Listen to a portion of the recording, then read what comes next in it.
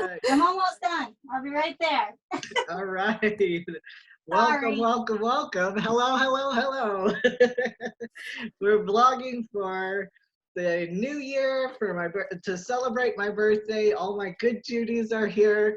Everybody who participated, pretty much everybody who participated in the vlog challenge. Yeah. And Carissa hosted the challenge, and everybody did an awesome job. How did you guys like the challenge? Loved it. Loved it. Yeah, I loved it. Thank you, Chris. Oh, Yes. don't thank me. Don't thank me. I don't want to take like all the credit. It was just like an idea, and you guys are what made it happen. Like, if it would have just been me, it wouldn't have been as fun, I think. It was really fun getting to know each other and everything through the vlogs. So thank you for organizing it and coming up with the idea, because it's something I always wanted to do Vlogmas, but like you said, it's not as fun when you kind of do it alone. So it was nice to do it with a group of people. Mm-hmm. It kind of made me have accountability. So like I was like, everybody's doing it, so I have to do it. Yeah, but it was also really fun. No pressure. Yeah. Well, it Pressure, but no pressure. It made it a lot more less anxiety for me, because like I didn't feel alone, because I was already planning to do the Peterman vlog challenge that Michael Poff started last year. Yeah. To celebrate his 1400th vlog. And I was like, okay, I want to do 14 days in a row, but it was much more digestible to do 10 days, you know? Yeah. I was like tapped out at 10. I was like, ooh, this is rough.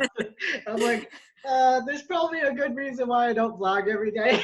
I know I wanted to do his challenge too, but it was like, what do you talk about? So that's why I was like, I need to come up with like prompts, because maybe there's other people like me that want to do it, but like what do you talk, like how do you start? Like hi, I've decided to start now, and then just like stare at the camera, like, what do you do? It was very helpful having I don't understand how like Peter does it every day like that, where he just like comes up with stuff to talk to, because I turn on the camera, and even like when I'm doing booktube videos, like I have a thing that I know I need to talk about so I can do it. But if you just say like, here's the assignment, make a vlog, I'm like, about what? Me? I'm boring. Yeah. Exactly. Like today I did my dishes. Yeah, I did dishes, I did laundry, I took my kid to school, right? Yeah, like I literally have laundry on the background again, like my laundry is going. You're a multitasking mom. Yeah, right. It's like I successfully brushed my hair, I made it to the office, like, which is 10 feet from my bed, and I logged into work. All right, that's my day. Yeah. Yeah. You know what, with the prompts, it gave us, I felt like it gave us an idea of like, hey, here's where we're going to start. But you all, with me, I don't just continue on that path. I have to, if you're watching one of my vlogs, you have to take Dramamine, because I'm going to go here, I'm going to go there. And I loved that, though. I liked the different directions everybody went with it. Yeah. Yeah. We all had the same jumping off point, but like some people ended up over here, some people were in like Cleveland, and Debbie ended up in like India. I was over somewhere across the ocean, right? Debbie's was Debbie's videos would make me cry, and then all of a sudden I was cackling towards the end. Oh my goodness, the same. Like you're just like 1 minute you're just in this like emotional roller coaster, and then you're like peeing yourself laughing so hard. You don't even know what's going on. That's what I'm saying. Take kind of medication to watch mine or something, because like, oh my God, her dog died. Why is she singing All Right? What do you do? And where did she find a Ryan Reynolds blanket? Right. Let me tell you, I got it for my good Judy specifically for Christmas, because I wanted her to open it up. She opened it up, saw the eyes. She said, oh, not family friendly. She said, fuck, I know those eyes. I know those. And I said, I got it for you so you can say I sleep with Ryan Reynolds. Sorry. That's a good gift. And she said, this is getting weird. This is going to get weird. Tell your mother to go outside. And I was like, uh-oh. Okay. Oh So she sleeps with Ryan every night. Funny. Oh my gosh. So you guys planning on continuing vlogging every day, or like you're gonna try like I think I'm gonna stick to maybe once, or I think it maybe have pushed me to maybe do twice a week, but I don't know if I can go past twice a week. I think I'm at where you're at. Yeah. Mhm. Yeah, I'm kind of like that. Like I'm gonna, because my channel is mostly for booktube, I'm gonna bring more books into it. Unless we Yay. do another type of vlog challenge. But right now I think I only have the bandwidth for maybe once or twice a week. Yeah. Mhm. I think it went up. I don't know, it was processing, but I did my makeup for this video and then like posted it, and like in that video I say like I think I'm only going to be able to do like once a week. I don't know about like daily, but I want to try to do at least once a week. Yeah. Because I don't know if I have that like Peter Mon energy of like every day, like how. And 6 different topics. I again. know. Yeah, I think what we need to do is like find a way to bottle the energy of Peter Mon and like we don't have to sell it, but I'd like to borrow some on occasion. Just send them empty bottles and be like, can you pour some energy in here? This one the coffee doesn't kick right. Broke it down the other day, and he said that he vlogs about 4 hours a day, and I'm like, Mhm. how? How do you Yeah. devote that much time? I know. Right? I'm like, I'm barely human for that many hours a day. I don't know what you're doing. Yeah. And These not are On top of that, he's always like, oh yeah, and then I went here, and then I saw Tanya Jean, and then me and Alex did this, and then I went and saw Melissa, and then I got and I'm like, when? yeah, Yeah. we have time for all this. Right, and he always talks about how he sleeps late, so I'm like, how do you cram all this like 17 hours of stuff into like 4.5 hours of daylight that you've got left? Yeah, he's up at like 4 a.m. vlogging, driving around. I'm like, how do you have that sleep schedule? Between all his audiobooks, like he's like he's listening to all these audiobooks, he's vlogging, he's doing all this stuff. I'm like, I'm convinced you're clone. There has to be 2. Either at least 2, if not like 12. There's a lot of them. there's a Peter Mon army out in Indiana. Or like Multiplicity. Oh my gosh. Have you guys seen that movie? Yeah. With Michael Keaton? And he clones himself, but there's one bad apple. Yeah. Oh my god. Oh my god. Well, I might do it once a week, but Terry and me, we do have our own, we have a channel.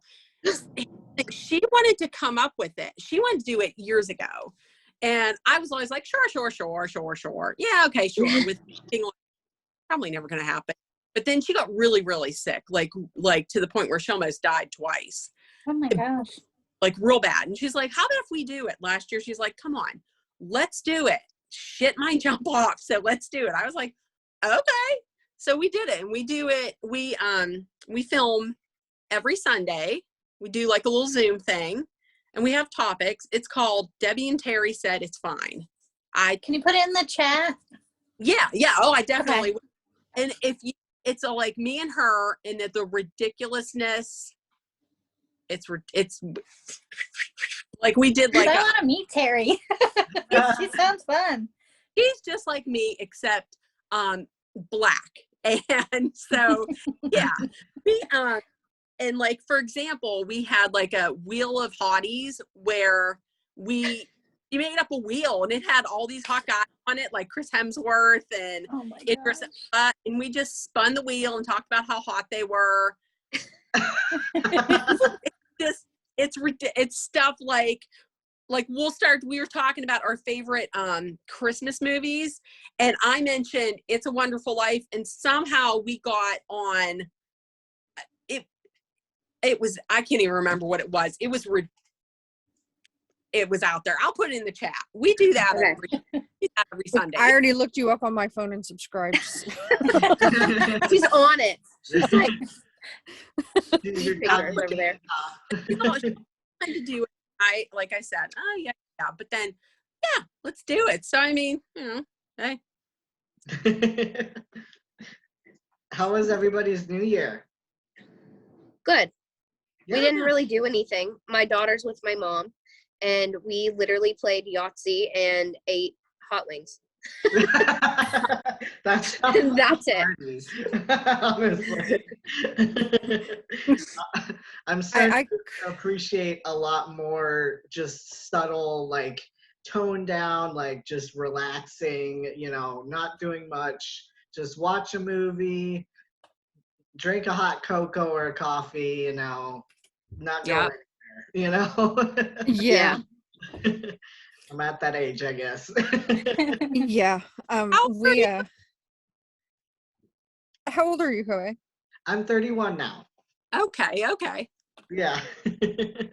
Yeah, that sounds good. How old is everybody else? I just turned 38 in October. I'm Okay. 38. I'm going to be 30. 20. Oh my God, I'm going to be 39 in March. I'm going to be 28 in July. Oh my goodness, Chris, you're so young. I know. I have an old soul. That's how I've always felt. I have two. It's just now I also have an old body to go with my old soul. Yeah. We didn't do much on New Year's either. I went shopping, which was not the best idea. It was hectic. Yes, because not only was it New Year's Eve, but there was a threat of a snowstorm. Oh. So the milk and bread and bologna gang was out. Kids. It was kind of a bit nutty. But then as far as celebrating, I made ribs, and we had coleslaw and lentils because we always have coleslaw and lentils for New Year's. Yeah. And I had to get lentils because I didn't have any. That's why I had to go out. What did you do? Sorry. Go. Then we just stayed home and we had some non-alcoholic sangria. Nice. And watched the ball drop. Yeah.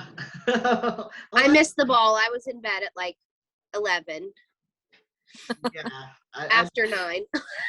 Yeah. Ever since I haven't had cable, I don't really watch the ball drop. I used to do that when I had cable. Yeah. It's the same ball. Yeah, they haven't changed it in 5 years. They used to change it every year. Yeah. Because that used to be part of it. What's the ball look like this year? In the last 5 or 6 years, it's the same ball. Yeah. Yeah. I used to think as a kid when my parents said, "Do you want to watch the ball drop?" And I was like, "What's that?" And they're like, "A giant ball comes down from the sky in New York City and drops at 12 o'clock." And I'm like, "Oh my God, there's going to be a giant mirrored ball exploding with fireworks." Nope. I'm so disappointed. See, I'm glad I'm not the only one that did that, because the first time I remember that, I was like, yes, explosions and glass everywhere. No, this was disappointing. No. They should call it Lies straight from the pit of hell, as Peter would say. They should call it the ball descending, not dropping. Yeah. And 1 year it got stuck. Yeah. Oh, really? Yep. And at least in Georgia, it's a peach, so it's a shape. At least it's different. They have a ball drop in Georgia? Yeah, they drop the peach. They drop a peach every year. Oh wow! So true. Well, that sounds more exciting. Yeah. Right? It's a giant light up peach. I don't think they did it this year because of the pandemic, but most years they drop a peach in Georgia instead of the ball. Do you think they do an orange for Florida? I wish. That would be awesome, right? Every state that has a really popular fruit should drop a fruit. Yeah. There you go. There's my Very dad. Gallagher. My dad lives in Maryland, and there's this place called like Crumpy's Donuts, and it's only open certain days of the week and only at night, like late at night. And they do a donut drop, and like that's cool. Like you get donuts. Like Happy New Year, here's your donuts. Like, wow. I'm here for You get that. your Give cup me too, donuts. That's right. What did you do for New Year's, Debbie? I did absolutely nothing. After I have to tell you, I'm old. I'm 53. I'm the old head of the group, so I'm 53, and I don't go out with those people. Those people. So yesterday, after finding out about Betty White, like in the chat, and I was like, but I don't hear anything. And then at work, in the chat, somebody was like, "Oh my God, Betty White died." I was like, "No!" I can't run. I haven't run since I was 4. So I ran upstairs. I was like, "My God, Betty White died." Oh my God. Sat down here, cried for about 5 minutes. And then I thought, but you know what? Typically I go to bed, I don't watch the ball. And I thought, no, you know what? You sons of bitches took Betty White. I'm going to see this garbage year right on out to the pits of hell. Y'all took a whole bunch of people from me. And now Betty White? No, mother effer. Me and you are sitting this out until the end. Right? Like I had this whole moment of like hate Googling because like I had a nap and Betty White was alive when I went to sleep, and I woke up and the first thing I saw was that Betty White had died. So I was like, no, it's a hoax and I'm going to prove it. So I'm like Googling and everything is like, it's real. I'm like, no. Nope. I went through like 11,000 stages of denial. Mm-hmm. Mm-hmm. I didn't even know there were that many. They just kept recycling throughout the day. Yeah, I was just like, it's not true. And now I'm like, look, she didn't die. She grabbed death by like the throat and she choke slammed him into like Mordor and was like, look, I'm taking you with me. Yeah. Yeah. Like not today. No, ma'am. My friend said that she wonders if she knows something that we don't for 2020. And I was like, I agree. Maybe. Like Betty White is the person that I want to be when I grow up, should that ever happen.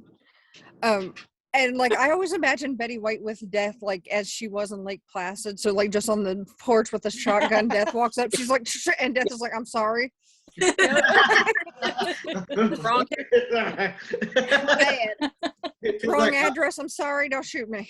I was just here to take you. I mean, you could walk. Yes. After it took Betty, I was like, nope, we're going to see this out until the bitter end. You're not taking me, because who's to say?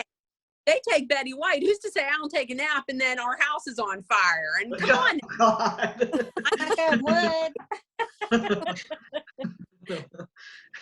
Is it bad that I think about those kind of scenarios like frequently? I'm like, what if our house catches on fire, or what if I get into a car crash and I don't know. Literally, No, you're not. me every day. Every day. Yeah.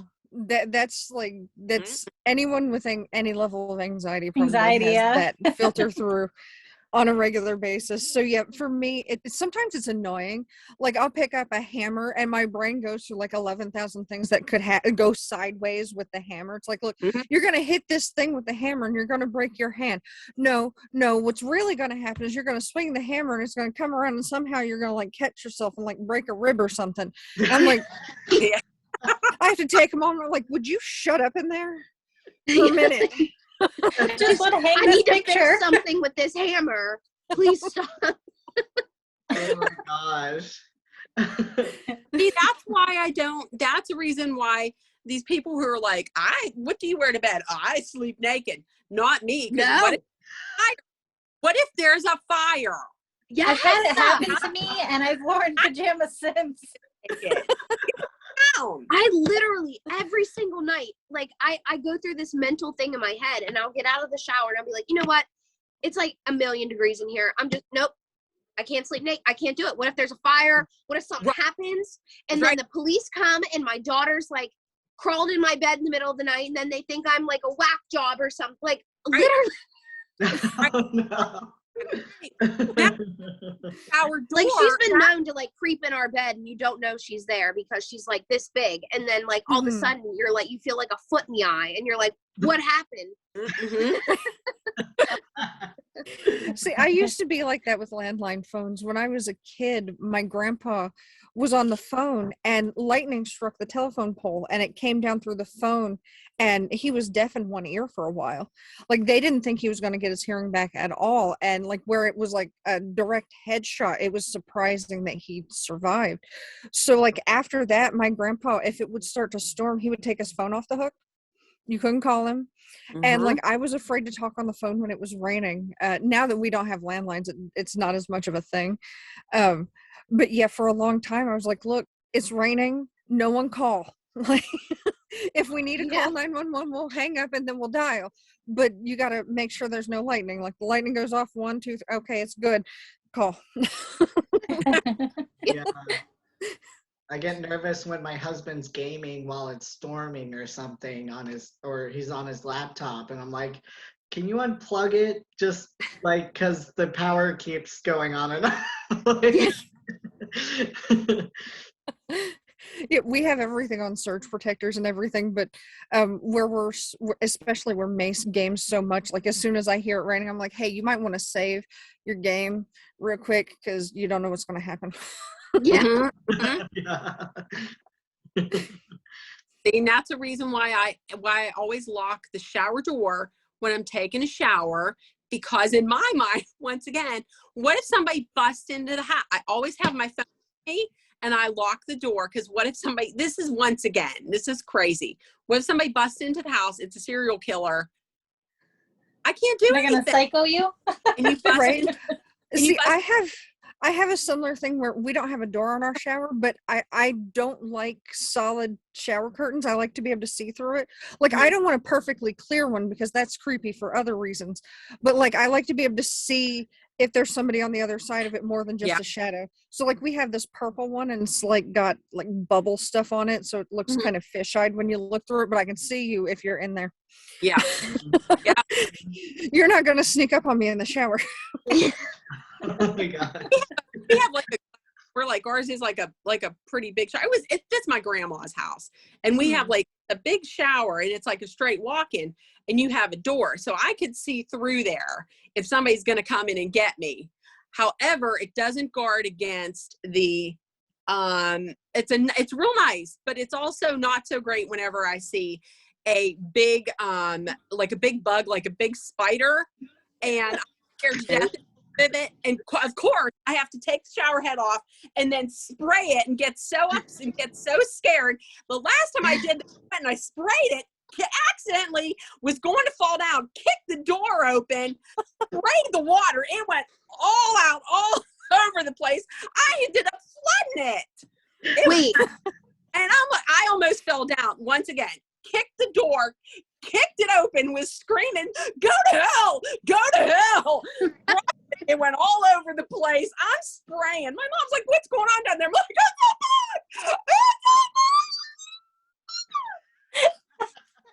Oh my God. One of my favorite things of life is that we don't have bugs in the house anymore because my cat thinks they're delicious. That's what I miss about my cats. There's just spiders creeping. Wait, Debbie, random. Do you have a Pittsburgh bathroom, like a basement bathroom? No, I don't. Because the toilet, there's not just a random toilet like sitting next to the tub, the basin. Oh. No. Do you have one? Yes. Pittsburgh. Pittsburgh basement toilets. Explain it. They're probably like, what are you people talking about? But like, all I could think about when you were telling that story is like being in a Pittsburgh basement with like creepy crawlies all around. Yeah. Yeah. Is it like a makeshift bathroom in your basement? Just out. Like you walk down the stairs and there's just a pot. There's just a toilet. My, And maybe a shower with like one wall. my mother-in-law had one in her garage. She just had a toilet, like when she moved in, she had a toilet in her garage, and it was like with a wash basin sink or what next to it, and it was very grumpy. I mean, if you're desperate, you gotta go. I mean, Did Kristen tell us what she did for New Year's? Oh, not yet. I kind of did in the chat, so I was like, I don't know if you guys want to listen to it again. Go ahead. Yeah. We're recording. So, I was feeling myself in the morning. I was like, okay, I'm gonna go Starbucks, get my coffee that I hadn't gotten yet. And I did some running around and went to the used bookstore to bring 2 books back, and ended up getting 8. of course. You know. They're But, books. You gotta collect them all. It's like Pokemon. Yeah. Exactly. And then I share them after I read them. So I'm at Starbucks and I'm all, you know, I'm in my plaid dress that I bought. Yeah. I was all, you know, decked out and ready to go. And I'm like, get my order. And then I'm sitting and waiting. And this guy comes up and he goes, sister, the father, the brother, the sister, the mother blesses you on this day. And I'm like, oh no, why did you find me? So then I'm like, okay, anxiety, just chill. We're going to get our coffee. We're going to get our sandwich and we're going to get out of here. That's what we're going to do. Just keep it down. And then he touched me and my anxiety just went, go home. Go home now. Oh my God. He's probably who took Betty White is what had Yeah, happened. right? Right? Yeah. So I go up, I get my coffee and I book it out and I'm like, forgot my sandwich. I gotta go back get my sandwich. So I get up to the counter. I'm like, hey, you have my sandwich back there? She goes, we forgot about your sandwich. I'm like, I gotta stand here with this guy. Oh no. And this guy is like going around hugging the baristas, talking to all the patrons. I'm like, stay that way. I feel bad for them, but stay that Sir, we's in a pandemic. Oh. And he had his mask off, and I was like, I'm not eating my sandwich now because I got to get home, wash myself before I eat. Oh my gosh. So I did that. The rest of the day went, and then I got home, but I was still like shooken up about it a little bit. But I finished my vlog, and then the rest of the day was kind of like, meh. And then I set up a photo area for. I thought my family and I were going to take pictures, but it ended up just being my brother and I. We had sushi. They were so cute, though. That was it. Yeah. Oh, sweet. That I was tried it. to get my cat to do a photo shoot today, but she wasn't having it. She was like, no. Well, she was like, you got that Christmas outfit on me. That's all you get. Yeah, I had this really cute like gold sparkly dress that matched our tree skirt that I put on her. Aw. And then it's storming here, so she's upset about that anyway. And so she went under Pygmy's bed and she got stuck. So she's upset. So we had to take the dress off of her. And she was like, no pictures, no paparazzi. Oh. Not today. Oh my goodness! Every time I would dress up my cat, he was called Mr. McGregor from Peter Rabbit because he was gray and he was Aw. grumpy. And, we called him Sweet Peas for short from Popeye, Robin Williams Popeye, and every time we put something on him, he would just like crawl just really low. So My it's one of those did cats that that. just flop like, oh, it's too heavy. That extreme cat drama. The very first time I put a harness on my cat, because I trained her to walk with a leash, The very first time I put a harness on her, she acted like it weighed 1,000 pounds and she just sunk to the floor. And then like I left it on her so she'd get used to it. So I went out of the room to the other end of the house and she came running behind me. She was walking just fine. But when she saw that I could see her, she flopped down again. And then, like I turned and did something else and she moved around so I could see her again. She flopped over again. She was just being the absolute most dramatic my she could gosh. possibly be. She was like, look how heavy it is. No, actually, look, you have to see me though. It was super funny when he was crawling low to the ground when I put his little bat wing costume on him. So he looked like a little gremlin. Shadow didn't used to like clothes, but after we had the ice storm last year, and it got really cold because we didn't have electricity for like almost a week. And the first night it got really cold because somebody stole our kerosene. So we had a kerosene heater, but no kerosene. And so the first night it got really cold. And so after that, like I got this little onesie, like an actual baby onesie, and stuck it on her because I couldn't find like a cat sweater or anything because she didn't wear clothes. So I didn't have it and Walmart was sold out. So I got a baby onesie and put it on her. She loved it. And now as soon as it started getting cold for like the 5.5 minutes it's been cold in Kentucky this year, like she wanted her sweater back on. So she wears clothes, but the dress I got her for New Year's has a big floofy bottom and it kept getting hung on stuff, and that's why she got mad. She won't let me put anything else on her. I put her sweater on her because it's cold now, but that's all she'll accept. And now she's like curled up in a ball in her little, I call it her apartment. She has this big pink carrier. I don't know where she got the love for pink. I tried to raise her goth and this happened. She's a rebel. Yeah. I'm a princess. Yeah. So she has this big pink carrier and she's like hiding in it in her little purple sweater, just cuddled up. She's like, no paparazzi. I don't want to look at you. And if she sees me touch my phone, she's like, no. And she hides. She's like gone. But you got to have that splash of color with the goth aesthetic. Yeah. Well, yeah, true. Fun to True. have that. But like she absolutely loves pink. Yeah. And it's like the baby pink and like the bright Barbie pink. I'm like, you couldn't pick a better. No, you just have to be the absolute most. Pride. What'd you say? My sound cut out. She has to rebel against her mom. I mean, True. I guess. I mean, obviously. I think she gets it from Mace because he likes pink too. I bought Shinzu a little sweater that says "I'm bringing Chunky back." Aw. It's cute. Me though, like, can someone get me that? Right? adult size. What's that? Can we get that in an adult Yeah. size? Yeah, adult human size. Yeah. Matching. But yeah, my cat is why I have my big hot pink cup. Because I call her Beast, which is funny because I started that before I knew about Peter. But my cup says Beast on the side of it. That's So funny. cool. And that's just the way it comes. It's actually the brand is Beast. Oh wow.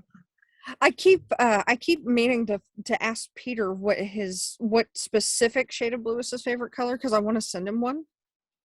Somebody said in the chat that it was like the shade of his eyes. Yeah, and there's one like that, so I'm gonna have to send him one because I think he'd love it. Yeah. Mm-hmm. I hope he likes his sun catcher because that's the main color of it. Did you guys see the pictures of it? Yeah. Yes, it looks so good. I'm excited. I'm sad I didn't take video of it in the sunlight. Maybe he'll put it on his porch. Right? That's what I was thinking. He Yeah. could put it on his cozy porch. video. Yeah, I was hoping he would open it before the holidays so he could like, use it for winter, but okay. That's okay. I sent him something that is now no longer relevant. I sent him a plaid Santa hat because he's so into plaid this year. Oh yes. Yeah, tartan plaid. Yeah. For next year.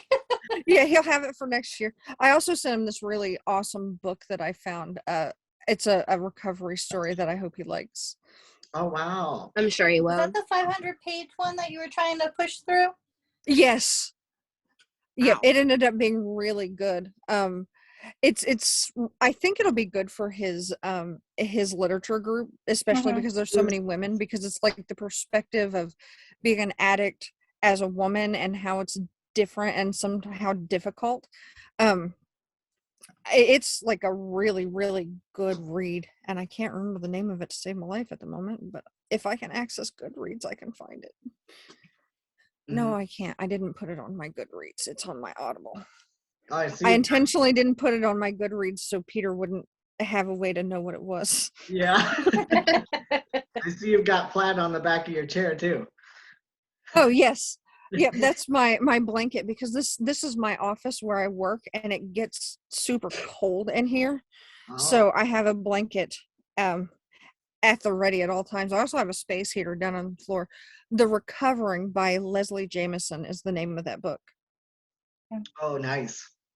I found like a copy of it at the Dollar Tree for like $1. Oh wow. And I read it. I was like, Peter would love this book. I was like, okay, I've read it. I'm gonna pass it along to Peter. Mhm. Are you coming down the stairs? I was just gonna say, Carissa, you're in spirits. No, there was lights. Thanks. Yeah, with the green light, I was like, wait, she's having spirits. There's Yeah, a right.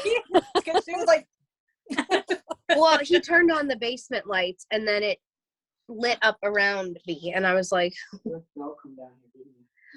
yeah, did he snuck down here when I started the video. He was barking.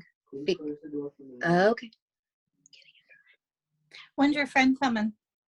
Oh, she's not. Oh, I'm sorry. well, It's then you can okay. hang out with us longer. Yeah. Yeah. We were gonna go there, but I'm just not feeling it because my nose and stuff. Let me just make my water. Make it. Let me just make To make a water. I'm gonna like go off here. Hold on. How about you, Koe? What did you do for New Year's? I met up with some friends and we went to go see the new Spider-Man movie. I had, Ooh. So my jealous. husband was like, "Oh my God, you have to see it." It was 64 out of 10, you know. I'm like, all right. It was pretty good. I'd have to say it was probably the best one so far out of all the Spider-Man movies, but it kind of combined every like Tobey Maguire and Andrew Garfield and what the Tom third? Holland. Tom Holland. Tom Holland. Yes. Sorry. They combined all three of them, so it was very there were so many references that, you know, I had to ask my husband a couple of them because I was like, what happened to that character? Like, 'cause explaining it, I'm Well, like, it's been, what, 20, 30 years since Tobey Maguire movies came out? yeah, and I haven't So, Wow. rewatched them, and we only rewatched the Tom Holland ones, so that was a mistake. Yeah. And, My confession is I don't think I've watched any of the Spider-Man movies except for the Tom Holland ones. oh yeah, yeah. Then you wouldn't get a bunch of the references. Yeah, so I'm gonna have to actually go watch those, and then I'll watch. Yeah. Yeah, I told I'm- my coworkers that. He was like, "Oh, how's the new Spider-Man movie?" And I was like, "It was really good. It was probably the best one so far." And he's like, "Yeah, oh yeah, I want to go see it." And I was like, "Have you seen all the other Spider-Man movies?" And he's like, "Yeah, I've seen the other two." And I was like, "There's like 6." 6 more But besides but the like, in our defense though, like usually when a different company makes the movies, they don't ever tie into each other. Like even with the MCU, the first Hulk movie, as far as we know, doesn't tie in to the new MCU and the new Hulk. Though I did read an interesting fan theory that makes the first Hulk movie tie in. So at the end of the first Hulk movie, Edward Norton that's not the ends first himself. one. No, not Not the first one. I mean, like the more recent in No, the right. 2000s-ish. The Edward Norton one. T. Ed Norton was It an was like, amazing Hulk, but Yeah. First one. Yep. Yeah, I know it's not the first one, but I called it the first one. So the Ed Norton one. At the end of it, he shoots himself. And when we first see Hawk, or maybe not the first when we first see him, but at some point the Hawk mentions he spit out a bullet.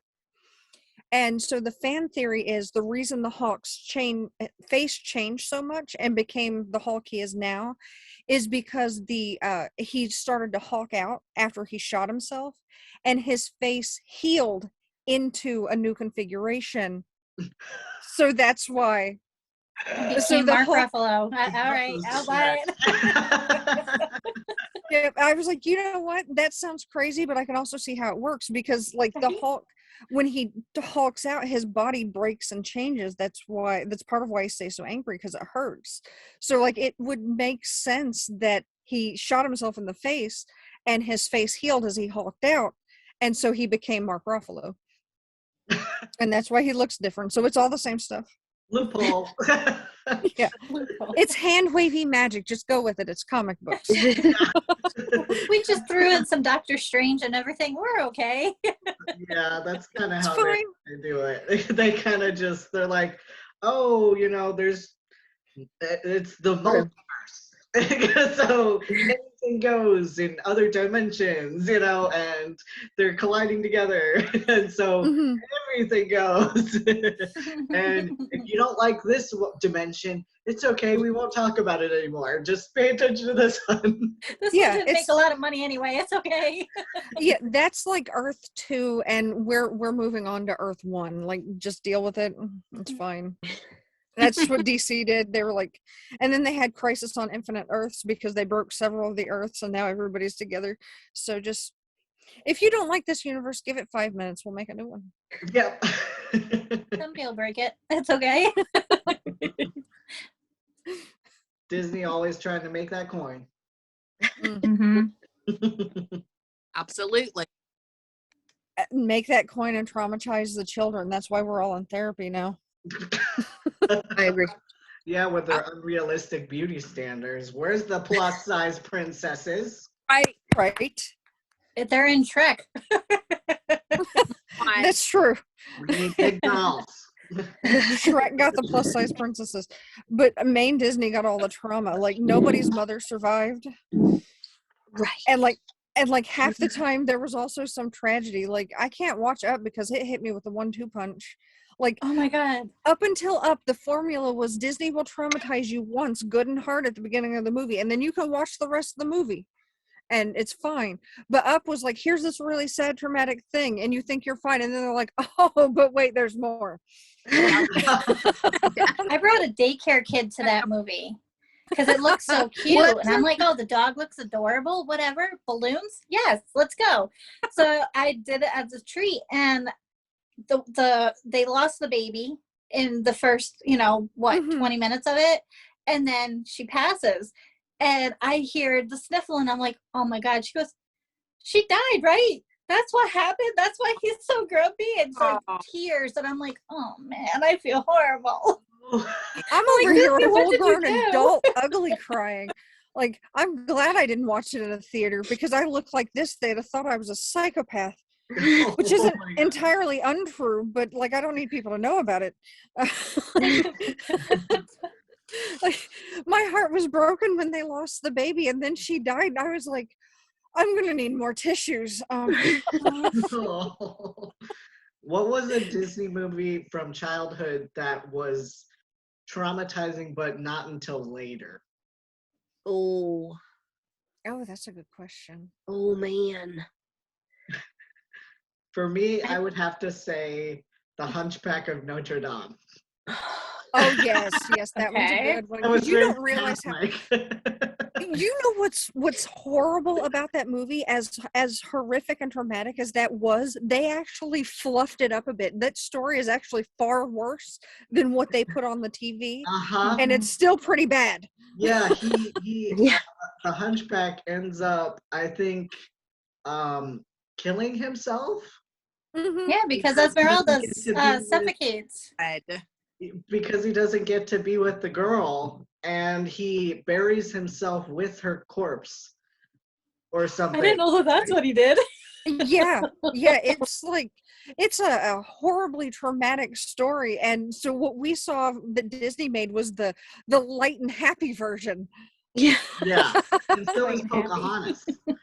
Yeah, Oh, that one. Yeah. How about you, Debbie? Pocahontas is kind of traumatic afterwards. Yeah, that one. Like now being an adult, understanding it just makes me angry. And I'm just Yeah. Well, like, and this having is TikTok angry. and having, indigenous people break it down and different Mhm. things. I don't know if you guys are on that side of TikTok, but Oh, I yeah. follow a lot of people Yeah. that break down Disney movies, and they broke down Pocahontas around Thanksgiving, and I was like, well, And like There's another one. there's the things that you don't think of that they gloss over too, because like in the cartoon they make Pocahontas look like she's an adult woman, but Pocahontas was like 12. 12. Yeah. And John Smith was like 45, but they in the movie they make them look like they're probably about the same age, so it doesn't look ooky. Yeah. And John Smith was supposed to have like mental issues where he did like horrible things to the people that lived there. I'm like, Yeah, no, like thanks. No. yeah, that's a no-go. That like you changed the entire story. Yeah. And now when I watch it, I'm like, this is weird. It used to be one of my favorite ones, and then as I grew up and I learned all the real facts, I'm like, oh no, this is not the way. Yeah. It's kind of hard for me to like be happy around Thanksgiving because of that. Like I Yes. I'm like, what are we celebrating exactly right now? Like, I like to try to remove myself from the cultural genocide, but like Yeah. at the same time, I'm like, we killed all the Native Americans. Like, yay! What? Yeah. No. Right. Like Yeah. my grandmother, I was explaining that to her and she's like, that's not what happened, Carissa. And I was like, good on the internet. Like let me show you TikTok, Graham. I'll show you. Yeah. But like I kind of understand that, because like even like at my age we weren't taught what really happened. We were taught that the Pilgrims and the Indians, they sat down and they had this big supper, and like everything was good, and like everything was peaches and roses, and everybody skips over the smallpox blankets. Yeah. What was that in school where you like made the little pilgrim hats and the little paper bandanas with the paper feathers and little hand pretended turkeys. Yeah. But Yeah. the Addams family had it right. Yeah. You remember the Addams family? Yep. And she burns Like, it down. I never identified with Wednesday Addams more. When she got put in the happy room, you're like, oh my God, no. Oh my God, yeah, they were playing Disney music on loop. Yeah, what's funny is like I didn't actually become proper goth until like high school, but I still had heavy goth tendencies. So like I was young-ish when the Addams Family came out. I was like, this is child abuse. Like, why are they doing that to this poor child? Just let her be her little goth self. It's fine. Yeah, just because she didn't fit in. Yeah, like rude. I mean, one of my favorite parts was when they get kicked out of their house in Addams Family Values, and she walks up on the little girls selling the Girl Scout cookies, and she's like, "Are they made of real Girl Scouts?" I was like, "Yes." Like that is the moment where I should have known I would eventually be goth, because I was like, that would be me. My stepdad, like you saying about that remind me of this. Like my stepdad in high school, my best friend, he passed away in high school in 2010. But he, like, we were complete opposite. Like, I don't want to say complete opposite, but I was like, volleyballs, like that sort of vibe. And he had, the piercings, the long black hair, the skinny jeans, the skater shoes, like the band t-shirt, skin tight, you can't even breathe. And I had a Halloween party. It was like, it's my favorite holiday, so I did it every single year. And he needed a ride, and his dad was going to come pick him up later. So my stepdad drove me, and we pick him up, and he gets in the car. And his skinny jeans, his skater shoes, his tight band t-shirt, his lip piercings, and his long black hair. And my stepdad like looks at him because everybody else in the car is in costume. And he's like, oh, so what are you dressed as? And everybody else is like, himself. I get that a lot. We're like, he's himself. I'm usually like, whatever day it is, I'm like, Tuesday, that's what I'm dressed up for. Like, I'm actually not even dressed up. This is just how I look when I'm being lazy. I get asked that all the time. People are like, what are you dressed up for? Tuesday? Saturday? There's this little girl in Walmart. She's like, you always look so awesome. I'm like, I haven't actually properly dressed up as a goth since the pandemic started. And I was like, look, I promised you, one of these days I'm going to come in like proper gothed out, and it's going to be amazing. She's like, you have to let me know. She's like, here's my Facebook. Let me know so I can at least be in the store when you come in dressed like that. I'm like, okay, I will eventually. I've actually been in the newspaper. We have this knockoff Oktoberfest called Septemberfest. And every time I go, people think I'm a character at the event. Mm-hmm. I'm just trying to get a bloomin' onion and a... And people are like, let me take a picture of you. I'm like, okay, but if it's my turn in line, I'm leaving. You're like, I'm just finna get some food. Like, yeah. Why? My favorite picture though was a couple years ago. I think it was the year before the pandemic started. I went and there was this crazy sandwich board guy. We've never had one in this town before, which was impressive. He was like standing there. He had the big religious sandwich board. And he was telling everybody like we were all going to hell for eating fair food. Something about blooming onions is devilish, I guess. I don't know how it works. Then I'm dead. Like, right? I'm going down.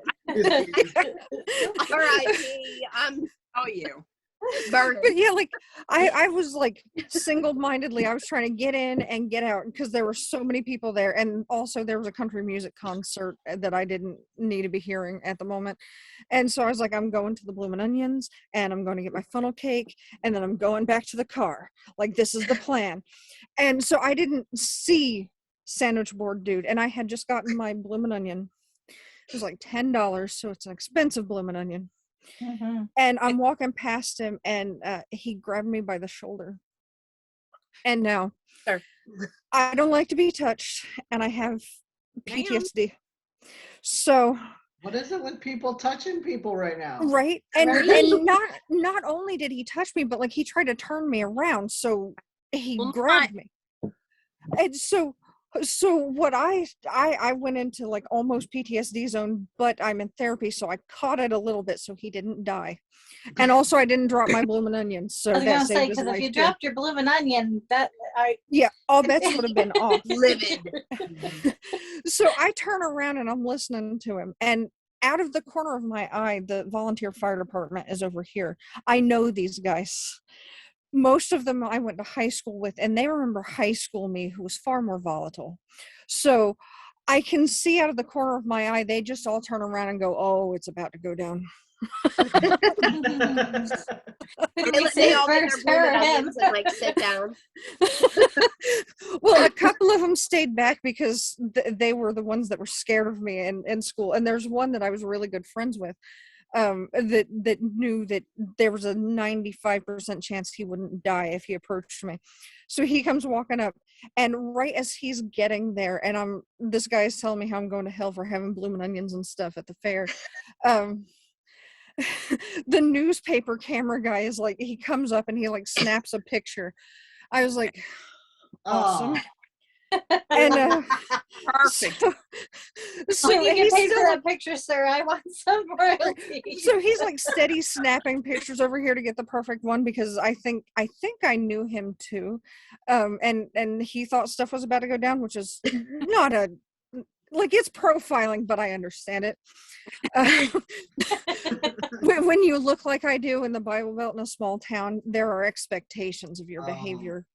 Now we So have like I turn to this guy and he's yelling at me, and finally he shuts up, and I just look him in the eye and I'm like, you know, there are probably much better reasons for me to go to hell than this blooming onion. I don't have time, but if you give me a minute, I can get you a collated list. And that's like I didn't even at the time really register all the pictures that were being taken, because like everybody takes pictures at that festival. But then like the online paper came out, and like I was on the front of it, and I was like, so this is my legacy. was it you holding a blooming onion and you were just like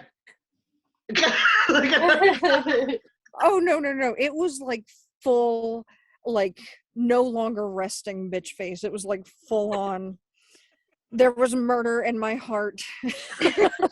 And you could see it, and like the look on the sandwich board guy's face was like, the picture they chose was the moment he realized he might die. In the moment where in my head I'm like, prison is inconvenient for our life plans. oh my God. There's entirely too many There's no witnesses. blooming onions in prison. Yeah, also that. You're just And like then looking at the blooming onion. This is the only thing saving you, sir. Like, Right. yeah, And it better one be of warm my, by the time I get back to my car. Right. when I was leaving, well, after I left, my friend who was in the volunteer fire department, he came back and he was like, you know, we explained to this man how close he came to death and how we weren't going to be able to prevent it. He he left. He didn't come back this year. Oh my God. We didn't have Septemberfest in 2020, but in 2021 they had it. But he didn't come back, and I kind of feel like that might be my fault. All right. I defeated sandwich board guy. Yeah, there you go. All right. Yeah, it's always fun being goth and like the only goth in Bible Belt land, because like sometimes people get brave enough and they're like, "Can I ask you a question?" I'm like, "Yeah," and they're like, "Why do you wear all black?" I'm why don't you? like, right, and like it started. Matches. Right. It always matches. And it started in high school because I was lazy. Like the bus would run at like 5:30 in the morning. So I would get up at 5:25 and put on my clothes. And if my clothes were all black, they always matched. I didn't have to think about it. Mhm. There you go. Like that's how it started. And then it got worse. Like as a teenager, there was one time we were in the store and I asked my mom, I was like, I was just being obnoxious. I was like, "Can I dye my hair black?" And she was like, "Yeah, sure." I was like, "Okay, well now I'm legally obligated to as a teenager." Yeah. I got the okay. And then it proceeded from there. Then it was like, "Can I dye my hair blue?" She's like, "Sure, I'll help you." Cool. All right, awesome. I'm guessing there's like Trump flags on every car. Not every car, but like there, like I already have a plan for haunting people if I should happen to die in a car accident and I get impaled with a Trump flag, because there is like a 75% chance it's going to happen. Oh my God. Though my absolute favorite is, there is a little Kia, which is a foreign car, that's riding around and it's got two little Trump flags on the back of it, and I'm like, Well, do you know? That there's that, and then there's this one guy that has the biggest cognitive dissonance I've ever seen. We have this young man. He has a face tattoo that looks like the dog from Little Rascals. I'm dating myself with that, but he's got That's a good movie. Mhm. the eye tattoo of the Little Rascals. And so there was this one day, this was a couple of years ago, I'm minding my business in the store, as you do, waiting to check out, because this was before self-checkouts were a thing. Love those. So like I'm just glancing around and I see the face tattoo and I'm like, he really did that. So I'm looking at him, and he's got all kinds of tattoos. And I love looking at tattoos. So I'm looking, and he's got this tattoo on his arm that says "Kill all the poor people." I'm like, you don't realize where you live. And then it got better. It got cosmically better, because as he has the tattoo and I'm looking at it and I'm like, that definitely says "Kill all the poor people," he starts paying with his groceries with food stamps. Oh. What? Yeah, I was like, Where's sandwich guy for that guy? I know. yeah, I was like, and at first I was like, no, that's not what I saw, because the universe is not like that. And I was like, okay, so there's a library here that has a library card that looks like the Kentucky food stamp card. So I'm like, no, he tried to pay with his groceries with his library card. That's what I saw. And I didn't have time to speak to him, nor did I really want to. Mhm. And then I went to another store and he was there. So this time I'm watching. I'm like, like a creep. Looking in his wallet. He pulls out the card and it was a food stamp card. I'm like, can you not read your own arm? Like, Were you rich at one point and then it just went south? My husband's theory is that people who are poor, who like are like super like super into like rich, getting rich or whatnot, like that they think that they're gonna be rich and this is temporary, and that like yeah. it's a conspiracy that they're not rich right now, and like the best president's gonna bring that to them, and it's like, Yeah. it's all part of the plan. Yeah. Okay. Okay. And like, I'm not faulting the guy for using food stamps, because you got to do what you got to do, and there are a lot of people who work full-time jobs that cannot survive. Like, I make good money and I can't live alone, so like I'm not faulting them for that. I'm just like, do you understand the cognitive dissonance? Like, you are the poor people. Are you suicidal? Do you need a therapist? I know one. Right. Like, And you can afford it if you're on food stamps, because you probably have at least a good health care plan. Yeah. I'm just like, through food stamps. It takes like a full month to apply, and you only get 3 months worth, and then you have to reapply. And if you miss the time, you have to go through the entire month-long process again. yeah. And like, it's crazy. Like, I understand people being on food stamps, because like, and you kind of get trapped in the circle with food stamps, because like, if you get like a $10 an hour raise from your job, they take like half of your food stamps away, but that $10 an hour raise, like, if you're lucky enough to get that, doesn't actually cover what you lose in food stamps. So why would you get a better job? Because you're going to be worse off. So unless you get a much better job, then you have to keep yourself at an even thing. Like, one of the therapists I used to see, like, this woman is a therapist. She's got a master's degree. She's running the therapy place, and she kept this job that she was miserable at, because she made so little that she could get insurance for her son who has cystic fibrosis. Because if she got a better job where she had more money, they would take that insurance away, and his medication at that time was like $1,500 a month for one of his medications. So like, it's like, these people with full master's degrees should be making more money, enough to where like they can survive. But she's trapped in the cycle too. Like, it's insane. Like, how does it doesn't seem like that should happen. It makes no sense. We there was a situation like with our insurance. I forget for what my daughter had to go to the emergency room for, but she went with she broke her collarbone last New Year's Day with my in-laws, and they took her to the emergency room, and they didn't have her insurance card. So when they billed us, it was only like, I'm just like making up numbers because I don't remember, but it was like, let's just say like $100 or something. And on the thing, it said something, no insurance. So I called the hospital and I was like, hey, she does have insurance. She was with my in-laws. Like, here's our insurance information, XYZ. And they're like, okay, no worries. We'll send you the new bill. They send us the new bill and it's like $600. Oops. Mm-hmm. Yeah, that was a mistake. Yeah. Yep. I was like, that's what I get for being honest. Never again. Mhm, Yeah. mhm. Yeah. My brother, Like, it's insane how they do that. Go ahead, Koe. my brother was hospitalized without insurance for maybe 3 hours. And they had to run like a full panel of tests to see why he was having an abdominal pain. And it turns out he just ate some like rancid bean sprouts and he was having really bad, stomach pains from it, like stabbing pains and stuff. And they billed him $14,000. Mm-hmm. And because he didn't have insurance, they just said to him, hey, don't worry about it. We'll write it off as a donation or because Under the charity program. Charity. Yeah.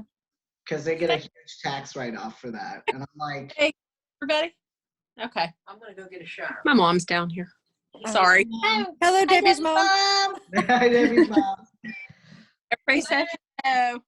That just happened to a friend of mine too. Right before Christmas, he just fainted in his bathroom, and he hit his head on the bathtub and split his head open, and he went to the doctor, and he got x-rays and head CT and everything as you do for a head injury, and he was there for like maybe 2 hours. He got a bill. He has insurance. His bill was still almost $5,000. Mm-hmm. And like they're not done billing him because there's another test they did that they haven't billed for yet. So it's like, what are you gonna like? Why is it that much? Like, it's insane. Why are like we the only people that don't have like free healthcare? Yeah. Yeah. It's like we worry, like if a woman gets pregnant, we always talk about how it's so expensive, but like my friends in Europe and stuff, they're like, what do you mean it's expensive?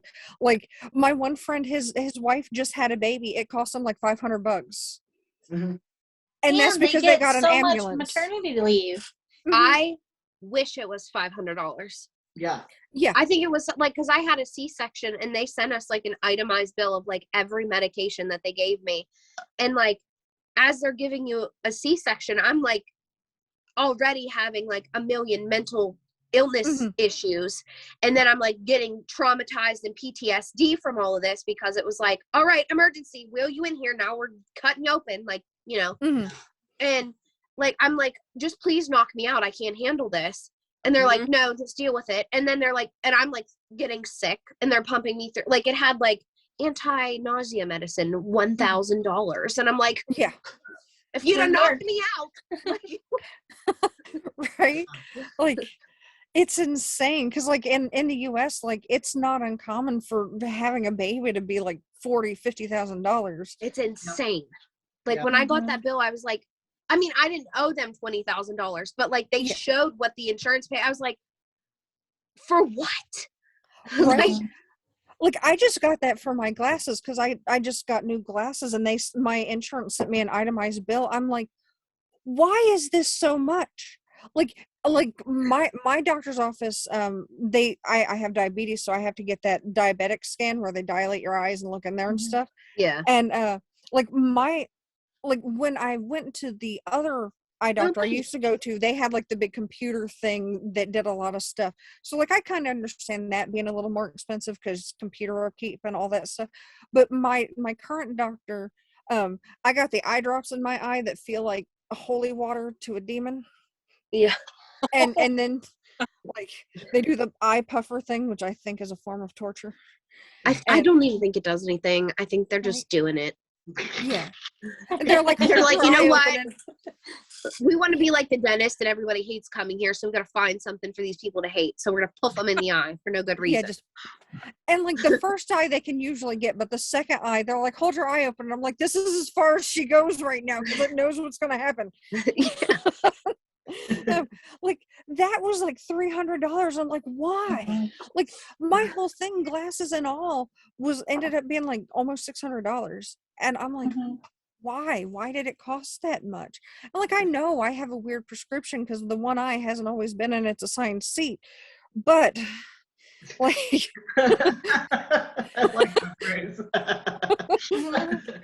like it's still like ridiculously expensive. And yet when I was a kid, I was in a car accident, and my right eye was my head was like torn open, and my occipital bone right here was broken. And so my eye was on an adventure. It's also how we learned that I don't respond well to anesthesia. Like, it's fine, I don't get sick, it's just that I go from knocked out to awake at random. Ooh, Oh, you have waking anesthesia? Yeah, so I ooh, have, that's literally nightmare fuel. Yeah. Like, oh yeah, it's it led to some phobias that I've gotten over because of the pandemic. But yeah, I was like 6 or 7 when it happened, and we were out in the country, so we were at a hospital that wasn't built for children, so they couldn't strap me to the table like they usually do. And so all I remember is I remember when they put us in the chopper, and I was trying to get to my sister, and they got me in the neck with something and knocked me out. And then my next memory is being on the operating table, and the dressing was over my face, and I could feel my breath coming back, and that freaks me out because of that. And so like I sat up like the Undertaker in WWE. It scared the bejesus out of everybody. And I was like, I can't breathe. And they forced me back down, and they cut a hole over my mouth, and they got me again. I'm and not then sleeping ever again. like, there was no pain or anything. Like, I didn't feel anything, and they had my eye back in its assigned seat. They were just like doing the stitches. And then it happened one more time after that, because they were like, the first time it was a fluke. Because they held back on the medication because I had head trauma and everything. And so the next time I had to have my tonsils out. And that started with a near-death experience. My throat swelled shut. And my stepsister luckily found me not breathing. So she shook the crap out of me, and we went to the hospital. And while they were when they were taking my adenoids out, they pull those through your nose, and I sat up with them. Oh my god. Oh Girl, It was like some what? Grey's Anatomy. Which I put right here. So like that was like my last childhood surgery. I didn't wake up when the dog attacked me. Oh wait, you got to save it for a vlog now. I will put This is in the vlog proper content. like when I had my gastric sleeve surgery, which is on my main channel that I used to vlog about my weight loss surgery, when I went in, like from the start, they were like, do you have any problems with anesthesia? I was like, look at me in my eyes. I want to wake up, but not until the end. I need you not until the end. Like, what do you mean? I'm like, look, there has been at least twice that I know of that I woke up in the middle, and I'd like to not do that again. So please. No. Yeah, I was like, I don't want to wake up. And so every time anesthesia came up, I was like, look at me in the eyes, look at me. Listen, I want to wake up, but not until the end. I need you to know this.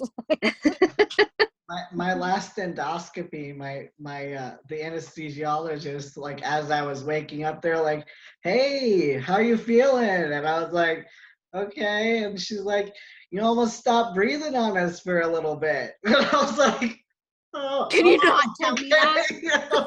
And that was all she said. Thanks for bringing me Don't back, you hate Doc. when people say stuff like that? You're like, just maybe don't. tell me that tomorrow. I'm gonna go home, and that's all I'm gonna think. Like, I'm not gonna sleep because I'm be like, what if I stop breathing? Like, Yeah. I just rather not know. Like, if I didn't stop breathing, then just don't tell me. Yeah. Right? Yeah, like just I'm awake I and don't need to alive. know. Just let it go. Like, I'll Yeah. get my chart when we go home. yeah. Right, like tell me that, like the next week after follow-up visit, tell me then, when I've had time to process. uh, I know my weirdest thing after my gastric sleeve surgery is I came to consciousness in the middle of talking to somebody. So, so like Mace's aunt came with me, and and I think I might have actually talked about this on one of my vlogs before. She was talking to me, and I know what she asked me, but I woke up in the middle of the sentence. So she had asked me how I was feeling, and I woke up in the middle of saying I feel like I got hit by a bus, because like when they operate on your abdomen, they pump a lot of air in there, and so there's a lot of pressure in your upper abdomen. And like that's what I was feeling. So I was like, I was on Dilaudid, so like I was really sleepy, and like I have a stupid high pain tolerance, so I don't really feel pain properly anyway. But it was just like this pressure, and it felt like have you ever like fallen and gotten the wind knocked out of you? That kind of pressure that you get, that's what it felt like. And I was like, I feel like I got hit by a bus. And then after I finished it, I was like, wait, I woke up like halfway into that sentence. And so I was like, I looked at her, I was like, how long have we been talking? She's like, we've been talking for like 5 minutes. I was like, and what did we say though? But that's me like every night when my husband tries to talk to me while I'm sleeping. Like, he's like, oh, don't you remember me asking if you wanted me to do this today? And I was like, no. And he's like, you said yes. And I was like, I say yes to everything in my sleep. You can't ask me anything in my sleep. You're literally like my husband. Like like me and your husband are the same, because I talk to my husband and I'll be like, you said we were going to do that. And he's like, was I asleep? And I was like, you answered me. And he's like, but was I asleep? Yeah, did you wake me up?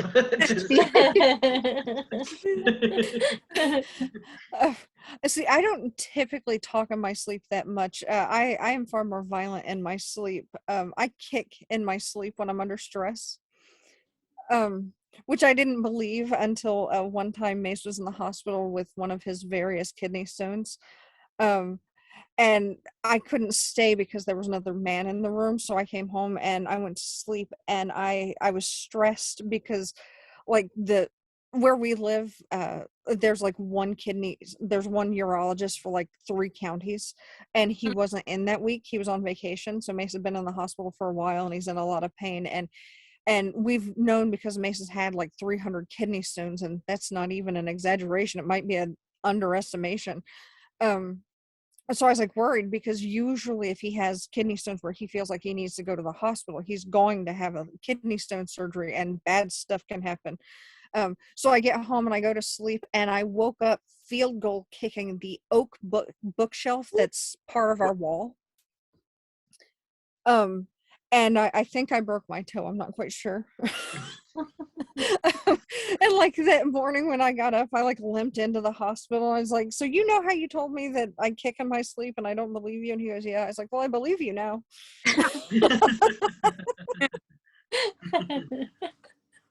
I have proof. He's like, the bruises on my shins weren't proof enough. I'm like, you could have got those anywhere. Yeah. You might have done that to yourself. I don't know. But now that I've kicked the bookshelf and broken my toe, I believe you when it happened. Like, sorry. I'm sorry. I didn't believe you. I'm sorry. I'm abusive in my sleep. Do you have any horror stories, Debbie? Sleeping. I was told in the past that I sang in my sleep once. I believe it. Fun. And I was told that I sang that song, Feeling Hot, Hot, Hot. I was told that I sang Hot, Hot, Hot. I don't know the words to it, but I was told that I sang Feeling Hot, Hot, Hot. And I wasn't dancing or anything, but I sang Feeling Hot, Hot, Hot. I talk a lot, I think, in my sleep. I did some weird, crazy dreams. So some of which I remember, some of which I don't. I've been told, my father told me that I snore a lot, like a lot, like a freight train. I don't know that I do. So, but horror stories, as far as I haven't had a lot of surgeries. I haven't had a ton of surgeries, but there was just that me singing in my sleep. You know what? Now I will tell you, you were talking before about going up to Walmart and the store, and that guy with Kill the Poor, and he's trying to pay with his library card / welfare card. I'm going to tell you, these last few weeks, it's been the last 2 months. I saw this guy up at Walmart. I saw him twice. Now I'm going to tell you, I am deep in, Carissa's down in Pittsburgh, and that's Democrats. Up here in Westmoreland County, it is red flag central. Like, it's all over the place. Well, I saw this guy twice at Walmart. He had a bald head. He had on this, he had on this hoodie that said, it had an AK-47 drawing, and it said, "I will not comply." And I was like, oh shit. Okay, well, it's a good thing that I have my mask on. Always wear it. I got my vaccines. I got my boosters. Still wear it. And I said, each time that I saw it, I saw him. I said, that guy's gonna shoot somebody. That guy's gonna shoot somebody. And then I walked directly the other way. And the one time he was like, "Who said that?" As I was walking the other way, I pointed to somebody else. I was like, "I'm gonna shoot somebody." And then I went and I walked in, and he said, "Who said that?" And I went, "Her." And pointed at somebody else, and I walked away. What if he did shoot somebody? I know he shot that person. No, I saw him twice, and I said it both times. Oh shit, I shouldn't have said that, and I walked the other way.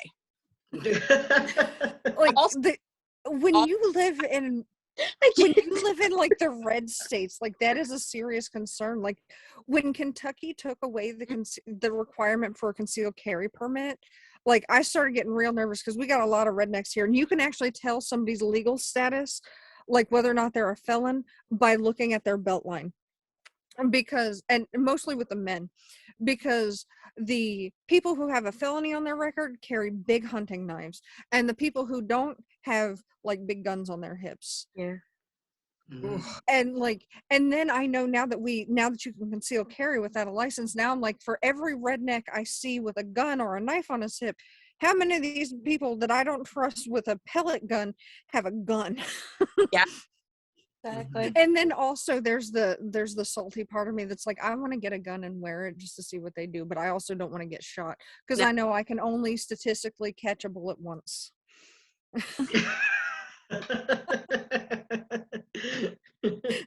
and I'm pretty sure that's going to hit my pain tolerance threshold, and I don't want that. Like, I heard enough. But I do think it's funny. I actually told Pygmy the other day, we have a new gun store in town. I was like, I want to go in there and try to buy a gun. I don't want to buy a gun. I just want to try it to see how quickly they call the police on me. Okay. Just to see what happens. Yeah, because I imagine it's going to go a lot like this. I'm going to be like, "Hi, I want to buy a gun," and they're going to be like, "Hold on a second. Silent alarm, silent alarm, silent alarm." We're not pressing a silent alarm on you. Continue. I'm like, "What kind of gun do you want?" And like, I know a lot about guns because I live here, so you know, this one, gun stuff. And they'll be like, "Look, hold on." And the manager's going to be in the back office like, "No, look, she's here now. She looks like she worships the devil. She hasn't exactly threatened anybody, but we fear for our lives." They probably think you're a regular customer. I don't know how much they care, because like if they're willing to sell it to like teenagers, you know. Well, see, there's the difference. Like they're used to selling it to like rednecks and redneck adjacent people. There are a lot of people who think I might be the devil. You might be a redneck, yeah. Like this is a heavily religious town. Like we have like 500 people, and there's like 30 churches. Oh, and we don't count the Jehovah's Witness church because despite despite the fact that we have a Jehovah's Witness church, I have never met a Jehovah's Witness. And also I met There was one time I was walking down that road with my sister. I bet them and rednecks and rednecks adjacents got it. right. Well, no, see, it's actually a cover story because I actually caught the cover story one time because we found the guys walking in there in their little bed sheet costumes. Oh. Wow. Yeah. Oh. So it's What a kind of cover town story. is this? You need to get out. I Yeah. know. You need to run. Like, We're gonna come get you. That is Eastern Kentucky. It's fine, like as long as you don't stir the pot too much, and like as long as your complexion doesn't lean too dark. We will come save you. No, at this point they actually think I might Vloggerinos OD. unite. Yeah. At this point though, I have a pretty good status that I'm basically the town witch, and so they don't threaten me because they're also afraid of demons. They may be meth heads, but they're intelligent enough to be afraid of demons. So You know, your doorbell could be the Evil Dead book thing when they Mhm. turn on the video, not the videotape, the audio recording, and it's Mhm. all in like Latin and stuff like that.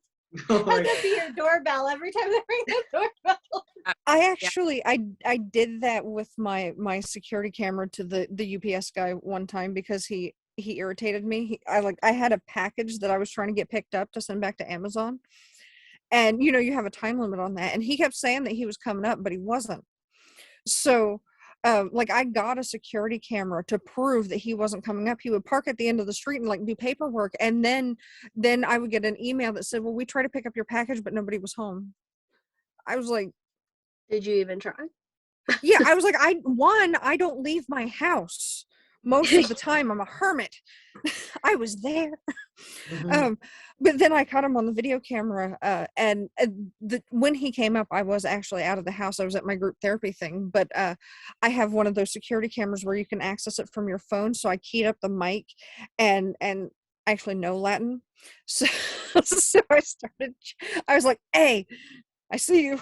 And he looked up and I was like, yeah, the camera's real. And then I started talking in Latin to him. And then every time he would come up after that, I would play like hellhound noises.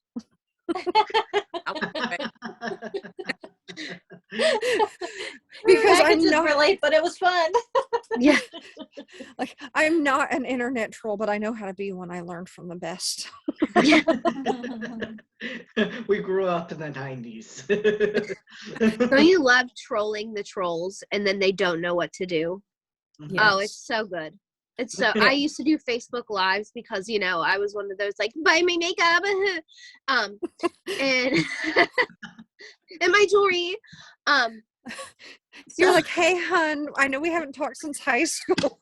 Hey girl. No, listen, I don't like the cold messengers. I did not participate. Drove me bonkers. I didn't do that to other people because I hated it.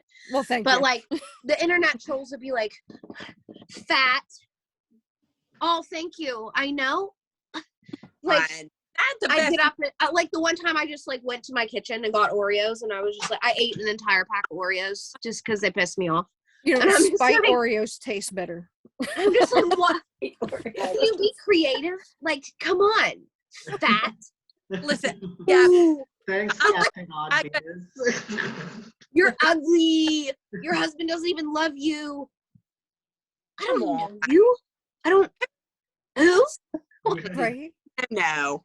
It's like, I It's don't like- have the ring on my finger. It's like come. Just be creative. If you're gonna insult me, give me Right. something to work with. Like, That's like one of my favorite insults I ever got. I used to moderate a website called Gaia Online, and like I got all kinds of insults and all kinds of stuff that it never bothered me. But there was one time this person insulted me. I was like, oh, didn't expect that. Like it didn't hurt my feelings, but I was like, you know what? Kudos to you. And it wasn't even a bad insult. He just called me a fart head, and I was like, oh, didn't expect that one. Fat, stupid bitch. I've heard all those, but nobody has ever called me a fart head since I've been a moderator. So Wow, remember that one. yeah. Awesome. You're going in the Hall of Fame. Just like, it's just so funny. Like trolls are just so funny to me. Like, I mean, sometimes the stuff they say, it's like, maybe you should go get help. But other times it's like, just why? Like, what are you doing? I heard a really good insult the other day. Share. It's pretty bad. It's they were popping off on some streamer, and she was like, "I'm gonna fuck your mom and give her a son that she's actually proud of." Oh. Oh. Perfect. Wow. Why? That one's gonna require some burn ointment, just a little, like. Yeah. I was like, that's a really good insult. That's like a really good your mom joke. Yeah. Dang. Noted for next usage. Yeah. Noted for UPS guy. UPS guy insults as he comes to the door. See, I like to be really petty with my insults though. So like I traumatized the UPS guy with the Latin and the demon sounds. A few years back, I trolled the mailman with food smells. So I was sitting there one day and I ordered this keyboard from Amazon, and I'm sitting in the living room, which is like 10 feet from the door, and I hear smack. He threw the keyboard against the side of the house instead of delivering it like, proper. So I go out and I get it, and like I can hear it shattered. So I'm like, okay. Amazon has a good return policy. I'm fine with that. I can get, like, no money was lost here, just some time. But I'm salty. So we don't always have the same mailman. We have like the weekend mailman and the weekday mailman. And so this was weekend mailman. So I planned. I make pulled pork. Takes 2 days to cook. Mm-hmm. So I'm like, on the weekend, on Friday, like I start it. Saturday morning, I get up real early and put it in so it's smelling all delicious. And I make some sandwiches. And it turns out weekend mailman had the weekend off. So I gave sandwiches to the mailman that came up. I gave them to him Saturday. I gave them to him Sunday. Cut to next weekend. I make pulled pork again. The mailmen are talking about it because even weekday mailman got some. So I'm sitting there, and I'm actually sitting on the porch, and I have a sandwich with me.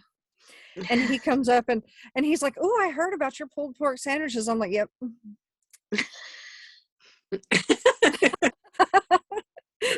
and he's like, "I heard you gave them to such and such and such and such." I was like, "Yep." I can see where this is going. And he was like, "Here's your mail." I was like, "Thank you." And he was like, "That pulled pork sandwich smells really good." I'm like, "Yeah, it does." And I picked it up and I took a bite. Okay. I was like, "You're not getting none." I didn't actually say it to him. I took a bite so he knew, like, that was the only sandwich I had. Patience. Not like, it's not for you. So from then on, like every weekend, I had something cooking delicious when the mail was delivered, like cookies and pulled pork and ribs. He's like, "Your house always smells so good." I'm like, "Yep."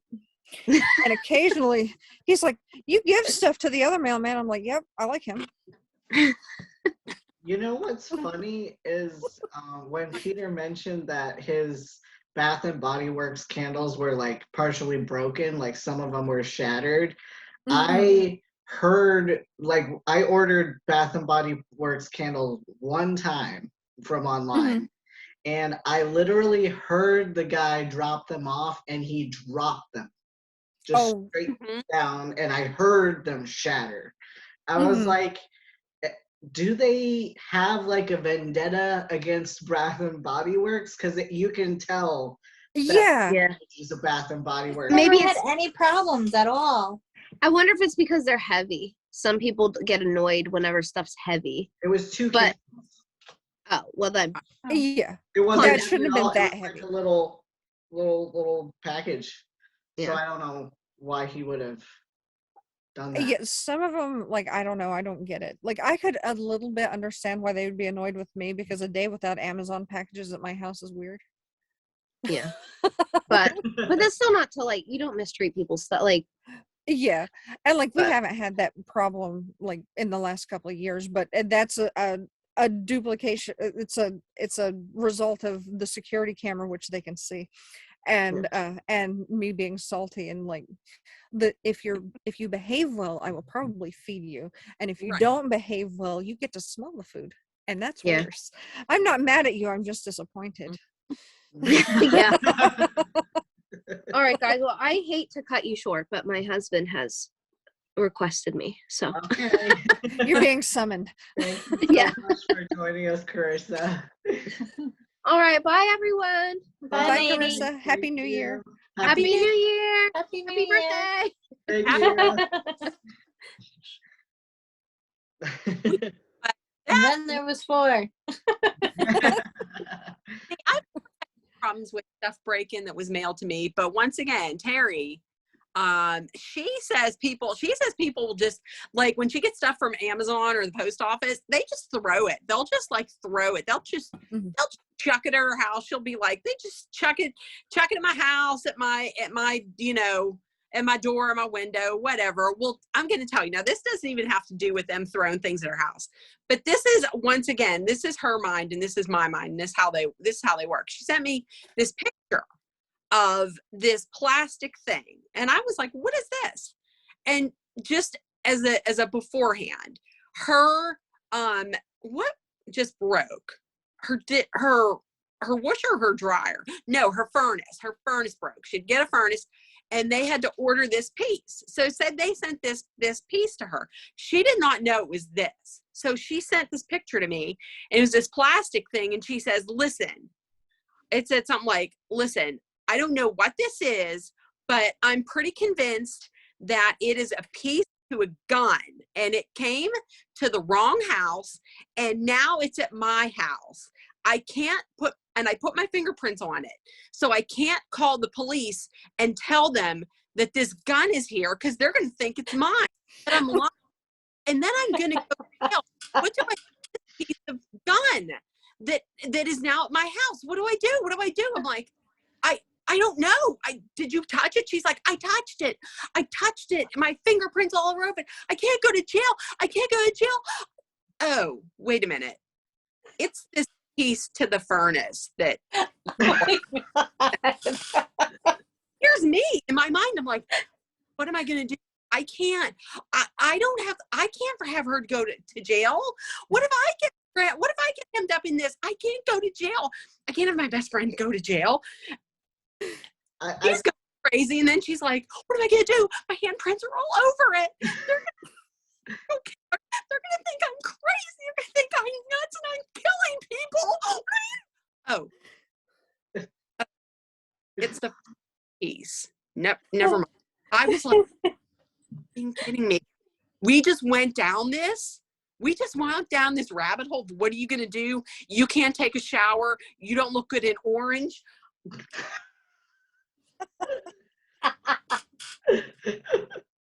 She's seriously, she's typing. I can see her manically typing. What am I going to do? What am I going to do? My fingerprints are all over it. They're not going to believe me. This is going to look suspicious. What am I going to do? Oh.